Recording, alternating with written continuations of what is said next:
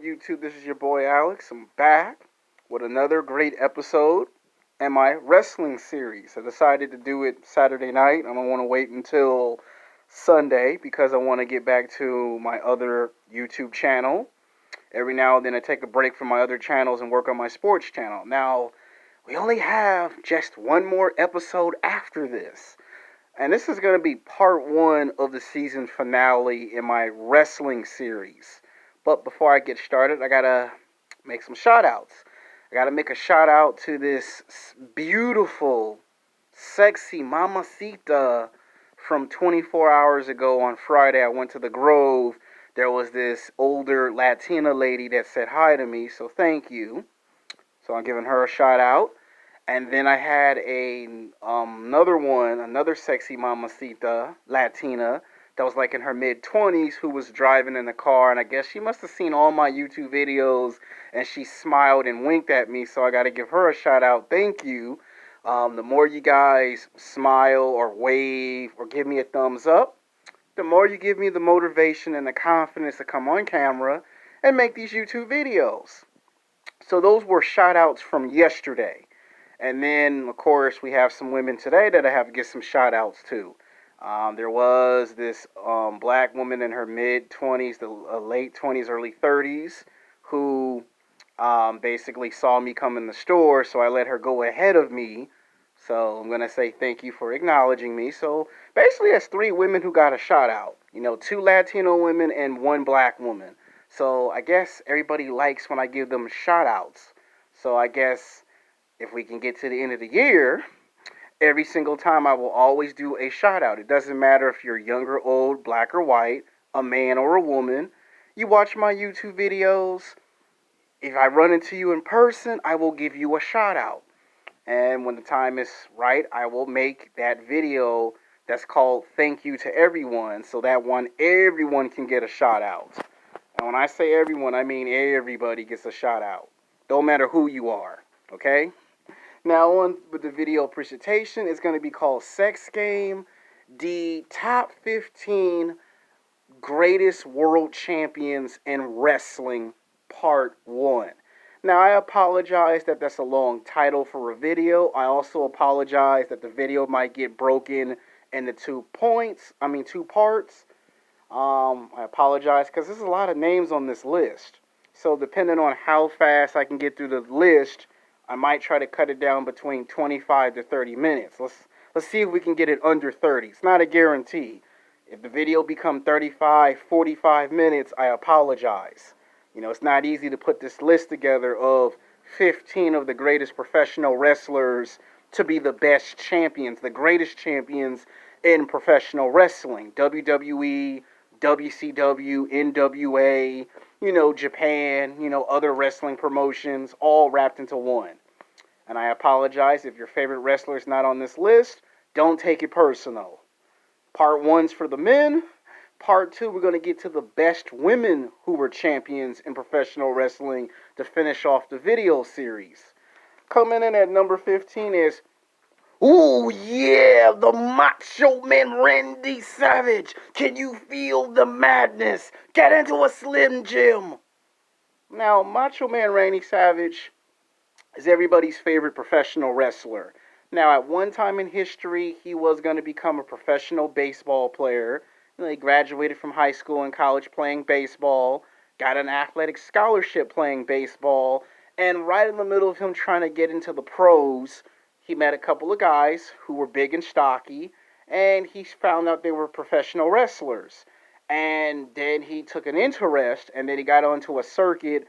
Then he had one match, then he had two matches, three matches, 10, 15, 20, 50 matches.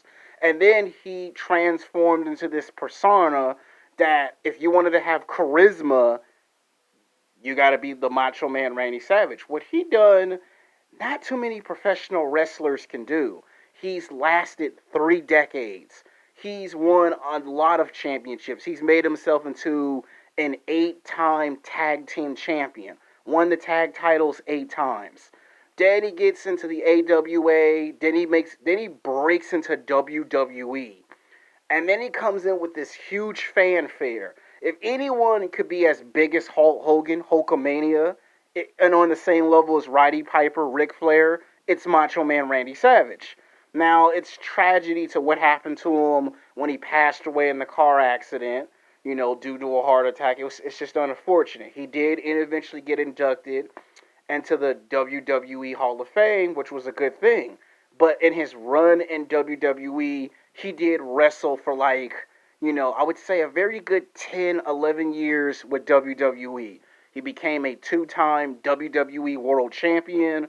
He won the Intercontinental title 3 times. And he tag teamed with Hulk Hogan and they created the Mega Powers.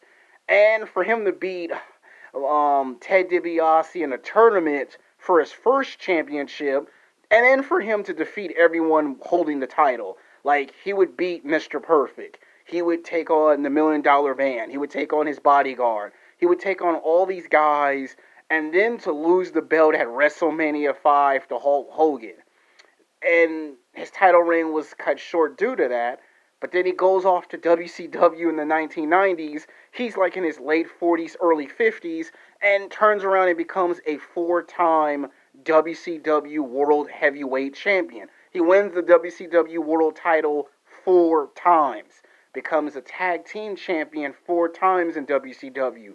Has good matches with Goldberg, Psycho Sid, Hulk Hogan, Scott Steiner. He goes in there and wrestles all these guys, becomes a part of the NWO, and he created a culture where everyone wanted to dress up as Macho Man. People made rap songs, rock songs, there were toys, comic books, cartoons, comic comedians doing impersonations of Macho Man Randy Savage. And to be doing wrestling for 3 decades, now it's unfortunate that he can't be rated higher than this because he is a legend, he is an icon. One of everybody's favorite memorable WrestleMania matches is him wrestling the legendary great Ricky the Dragon Steamboat. It's talked about to this very day. It's one of the greatest matches at WrestleMania 3. Yeah, we'll always remember Andre the Giant versus Hulk Hogan, but Macho Man Randy Savage had matches with Ricky the Dragon Steamboat. He wrestled Ric Flair when he became a 2-time world champion. And the fact that he left WWE, go to WCW, and headline their biggest pay-per-views is the stuff of legend. And the fact that Macho Man did it with such flair, he showed you that if you weren't getting a push yourself to get a push. Today, you try that, you'll get fired from a lot of these wrestling companies. Back then, Macho Man showed you sometimes you might have to make yourself into a star when ain't no one trying to make you into a star. What was good about his run as champion, the very first title reign, is that he gave everyone a shot at the title. It didn't matter who you was, a star or not a star, you got a shot at the title. Macho Man was one of those guys that didn't care if you were a superstar or not, you got a shot at the world title. And you did good, and he made you look good in the match. So even if you lost to Macho Man Randy Savage in his first reign or second reign as champion, he made you look good in the matches. You put it on your resume. And of course, he was there when Undertaker showed up. He became that veteran to give out that advice. He had classical matches with the Ultimate Warrior. That's probably one of the reasons why Warrior looked it so good at some of those matches. He wrestled Macho Man Randy Savage 3 times. And Macho made those matches look so great that he made Warrior look great. And in fact, had Warrior, had a fourth match with Macho Man Randy Savage, it probably could have been for the Intercontinental title because their story, their rivalry was the stuff of legend. Whenever you think of those 3 matches, those were the best matches. If anything was better than Ultimate Warrior versus Hulk Hogan, Intercontinental Champion versus the World Champion, is Macho Man Randy Savage versus Ultimate Warrior. It was a better WrestleMania match. To me, they matched up better. Now, as champion, had Macho became a 3-time champion, he probably would have went at it with Warrior. So that's what we remember. Coming in at number 14 is Bill Goldberg, tied with Brock Lesnar. Now, Goldberg went from being a professional football player to a professional wrestler. Comes in the 1997 Starrcade, beats a guy named Matt Hughes, and then he spears people And then his speech is, "Who's next?" To come in a short period, at 31, to come in, kick everybody's ass, have an undefeated record. He's 10 and 0, 15 and 0, 20 and 0, 30, 40, 50, 60 and 0, 70, 80, 90, 100 and 0, 110, 150 and 0. And then what made Goldberg's character, no, whether he won the championship or not, so memorable is he didn't need no words to his theme song. The fans was the words to his theme song. Go bird, go bird. When you heard that, you knew you're getting your ass whooped. It didn't matter who you was, you're getting your ass whooped. And when he won the championship for Hulk Hogan, it was on Monday Nitro. And at that time, they never really thought about a championship match on Monday Nitro. It had big television ratings, but it would have been bigger had they done it into a pay-per-view in Atlanta. Like, yeah, it's good that you know he's from Atlanta. He used to play with the Atlanta Falcons, but the championship would have had a bigger impact had it been pay-per-view in Atlanta against Hulk Hogan. And Goldberg managed to hold on to the title for like 5 months. You know, he beat Hulk Hogan twice. He beat Big Show when he was called the Giant. He beat Scott Hall, beat Sting, beat Scott Steiner, beat Lex Luger. He was just tearing through everyone in the division. And then they had his undefeated record broken so Kevin Nash could take the championship from Goldberg, which set him up to become a two-time World Heavyweight Champion when he beat Sting for his second championship. And this was during the Monday Night Wars. And I think that's what kind of ruined Goldberg's championship run and tainted his second reign as heavyweight champion because it was Monday Night Raw versus WCW.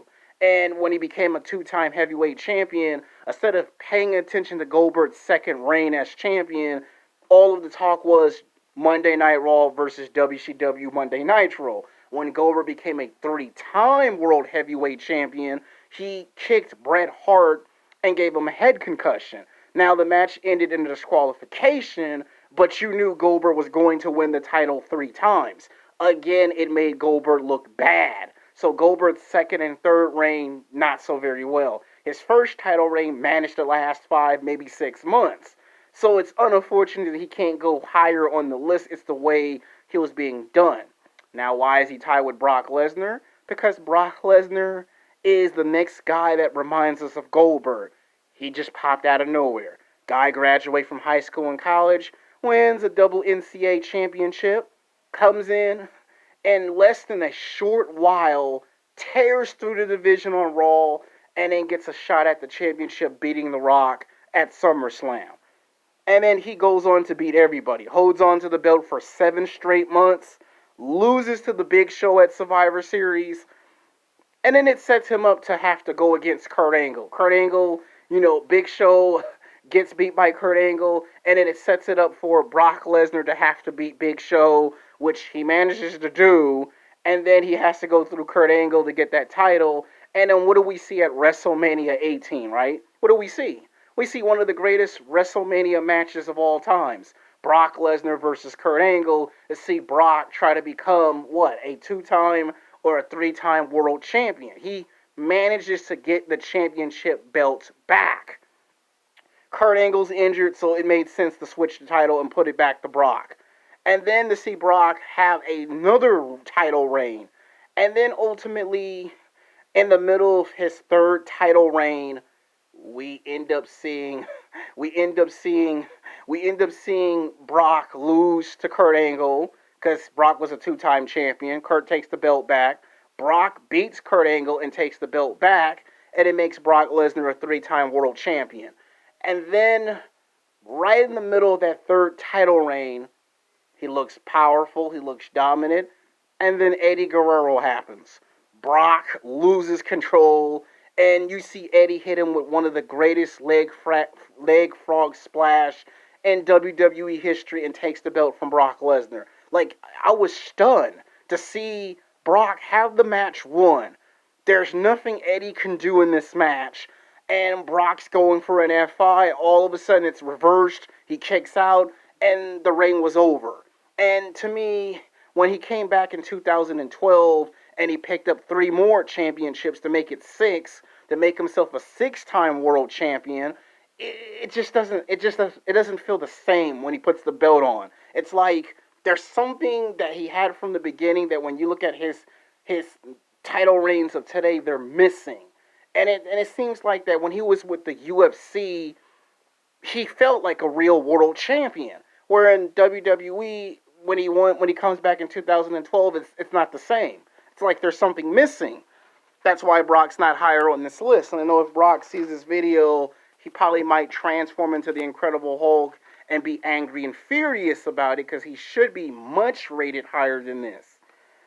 Coming in at number 13 is Randy Orton, the Viper, the Apex Predator, the Legend Killer.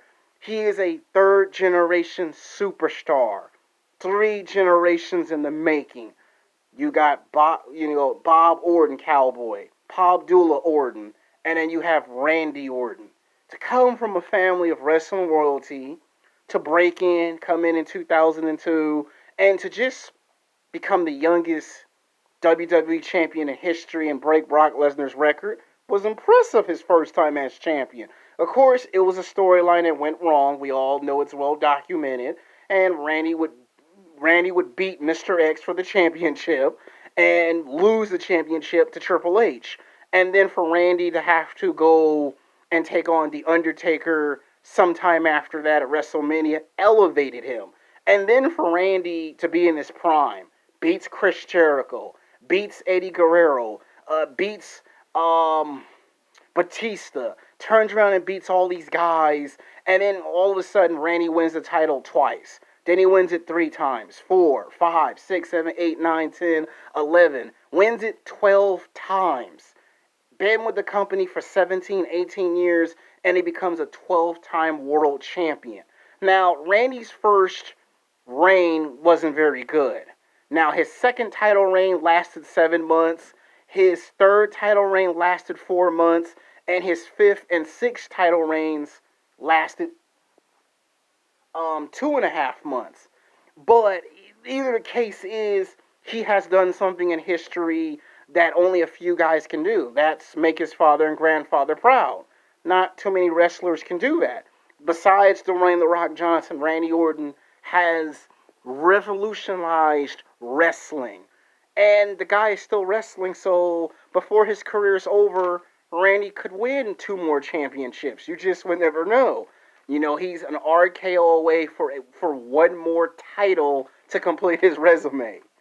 Coming in at number 12 is The Undertaker. Cannot do a list without The Undertaker now, can you? Now, Undertaker's first title reign was manufactured. He beat Hulk Hogan for it, and then the very next pay-per-view he loses to Ric Flair.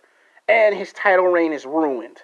And he would not become champion for like 5 more years after that, where he beat Psycho Sid at WrestleMania 13 and finally won the championship for the second time. This time, Undertaker was in his prime. Undertaker had beat Kevin Nash. He beat Scott Hall. He had incredible matches with Vader. Incredible matches with Mick Foley as Mankind. Incredible battles with Bret Hart and Shawn Michaels over the championship. And when Undertaker lost the championship at SummerSlam to Bret Hart, and it set up Undertaker versus Shawn Michaels in one of the greatest cage matches of all times. And then for him to become a 3-time world champion, sometime later on when they did the WWE Takes Over WCW angle, we would see Undertaker become a 3-time champion. Then we saw him become a 4-time world champion. And then when they take the WCW belt, he wins that. He beats Kurt Angle for the title. Then he becomes a 5-time. Then he eventually becomes a 7-time world champion. Now, the only thing that kind of ruins his reigns as champion is he is WrestleMania. And it seems like when he has the belt, it adds more to the mysterious mystique of WrestleMania. And it's like, if he doesn't have the championship belt, it doesn't matter because his championship belt was always being undefeated at WrestleMania. So you'll always remember Undertaker has won championships, but we pay more attention to WrestleMania, so it kinda undervalues his championship reigns a bit. Coming in at number 11 is John Cena. Now, whether you like John Cena or you hate John Cena has won the championship 12 times in 16 years. He's done 16 years of professional wrestling. He's been with the company 16, 17 years. He's won 12 championships. Now, his first title reign was always good because the way he won. He lost the Royal Rumble in 2005 to Dave Batista, and then he found his way beating John Bradshaw for the title at WrestleMania 21. And then he was champion for 10 months. He just beat everybody on the roster. And then going into the second year, he had broke an all-time record. To let him break Triple H's record, Kevin Nash's record, Shawn Michaels' record, to break Batista's, Ultimate Warriors, and tie Hulk Hogan's record. At that time, it was 2006, and Cena was still champion. Like, for almost 2 years, Cena had the record. And then Edge broke it by taking his Money in the Bank and cashing it in on who else? John Cena. And then to beat John Cena 3 times and 3 championship matches. And then it wasn't until a month later that Cena beat Edge, and then it made John Cena a 3-time champion.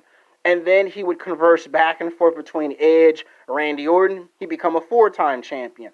Then he had to converse back and forth, and then he fights Triple H at WrestleMania, which I thought was one of the tougher matches for Cena, because this showed that if you can't beat Triple H, there's no reason for you to be world champion. And when he beat Triple H, then he beat Shawn Michaels, then he beat Kurt Angle, then he beat The Big Show. And it was kind of like a shock because he was like Rocky for real. And it's like, is this guy ever going to lose? Is this guy ever going to lose the belt? And by the time we got to like 2012, he had been champion for like 7 or 8 years. No wrestler in history had ever had the title that long. And the fact that he was doing it was unheard of. And that's what made people boo John Cena. But even though we booed John Cena, and even though we did not like him beating all our favorites, we couldn't deny the fact that he was Rocky Balboa come to life. And when we saw Brock Lesnar come back in 2012, we knew that title reign was going to come to an end. And then Cena became the undisputed champion twice. And then we saw him converse back and forth. And then the rest of his career, we just see him just wrestling, and you see Roman Reigns has the belt. So to me, Cena has done something in history to get himself on this list. Coming in at number 10 in a tie is Batista with Eddie Guerrero. Now, there is a reason why Batista is on this list. He's one of my favorite professional wrestlers. To come in 2002, and then to be a part of Evolution, becomes a 3-time tag team champion, wins the 2005 Royal Rumble, takes on Triple H, beats Triple H the game, the cerebral assassin, makes WrestleMania history, becomes the heavyweight champion, and then holds on to the belt for 6.5 months. No one can touch Batista. Beats Triple H 3 times, beats Kurt Angle, beats Bradshaw. Then he goes up against Mark Henry, the world's strongest man, and he gets injured. He gets hurt. And then that 6-month title reign gets put to an end. It was kind of like a blessing in disguise because it gave Kurt Angle the opportunity to become a 6-time world champion. And had Kurt Angle not got hurt, we would have seen Batista fight Kurt Angle for the 4th time, and we would have seen a match of good performance. The fact that he was having a match with Eddie Guerrero for the title, then he fought Randy Orton, then we had the tragedy that saw the title change on hands. Eddie Guerrero was going to win his second title reign, and he was going to beat Batista. Now, why I tied him is because Eddie Guerrero's first title reign was kind of similar to Batista. Eddie Guerrero wrestled Rey Mysterio 3 times, beat Rey Mysterio 3 times. Rey Mysterio... Now, the only problem that I have with Eddie Guerrero's first title reign is that nobody wanted to battle test him. They had all these ideas and they would never execute. Like, they were too scared to actually try anything with Eddie. Like, we saw Eddie Guerrero versus Edge for the title, and Eddie would defend the title and beat Edge. He would beat Christian. He would beat Chavo Guerrero. He would beat everyone else, but it was like, how come we never got to see Eddie Guerrero versus Triple H with the title on the line?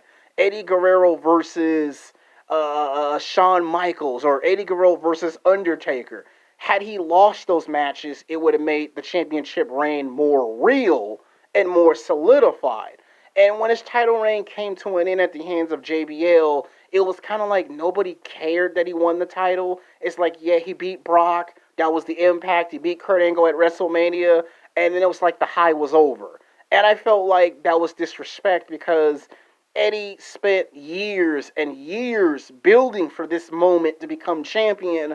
And when he finally gets to be champion after WrestleMania, it's like nobody really cared. It was like, okay, just go get some guys for him to beat, and then the titles change hands. And it's like he never got to be champion for the second time. And had he not passed, he would have beaten Batista and he would have won the title twice where it would have had a bigger impact. All right, coming in at number 9 is Chris Jericho, Y2J tied with CM Punk. Chris Jericho done something in wrestling history that had never been done before. He beat The Rock and Stone Cold Steve Austin in the same night to become the first ever WWE Undisputed World Champion. Now, Jericho had to win a tournament. Now, this was a guy that everyone compared to Shawn Michaels when he was the Lionheart in WCW. They took John Claude Van Damme's character from the movie Lionheart and gave it to Chris Jericho. And Chris Jericho had did wrestling for 12 years. And when we had the Monday Night Wars, WWE versus WCW, Chris Jericho made his switch from WCW to WWE in 1999, where he was called Y2J Chris Jericho. And he became a breakout superstar. Immediately, he got put in programs with Triple H, with The Rock, with Undertaker and Kane, and had classical matches with Eddie Guerrero, the Stuff of Legends, the Hardy Boys, Edge and Christian, the Dudley Boys, and of course his incredible triple threat match between Chris Jericho versus Kurt Angle versus China for the Intercontinental title. And for him to win it 7 times, a record 7 times, and then to wrestle Jeff Hardy, then to wrestle Rob Van Dam, it's classic. And when Jericho won the title, when he beat out those two legends, The Rock and Stone Cold, for the title, he would defeat them in rematches. He would beat Stone Cold Steve Austin twice. He would beat The Rock 3 times. He would then beat Rob Van Dam. He would beat Eddie Guerrero. He would beat all the guys to hold on to that belt. And then I felt that when we got to 2002's WrestleMania, I felt that they pulled the plug on his title reign too early. You know, you lose it to Triple H. I felt that, to me, they should have waited until like SummerSlam. You know, allow Jericho to beat some more guys and then have Triple H beat him at SummerSlam. So I felt they ended it too early. But Chris Jericho did go on to become a 5-time WWE champion and a 2-time World Heavyweight champion. So Jericho would win more title reigns, but none of the championships that came after, it doesn't come close to his first title reign. And the fact that they ended it so early makes you wonder, did they ever really was convinced that he was going to be the champion? On the other hand, we've got CM Punk, whose first title reign, he was ECW World Champion. Of course, he would lose that title to, to someone else, like a Jeff Hardy or a Matt Hardy. His second title reign is where he became heavyweight champion. I remember he beat Edge for his title. Then he beat Alberto Del Rio. Now, those 2 title reigns were real because he held on to the belt for 6 months when he beat Edge. Then when he beat Alberto Del Rio, he held on to the title for almost a year. But when he became a 3-time World Heavyweight Champion, he had incredible matches with Jeff Hardy. Like, if it weren't For Jeff Hardy, no one would have never cared about that reign. Then he had matches with The Undertaker, then Triple H, then John Cena. But he had this one title reign where he went almost a whole year undefeated. Like he was just beating everyone. And then finally, when they thought it was necessary, they pulled the plug on it.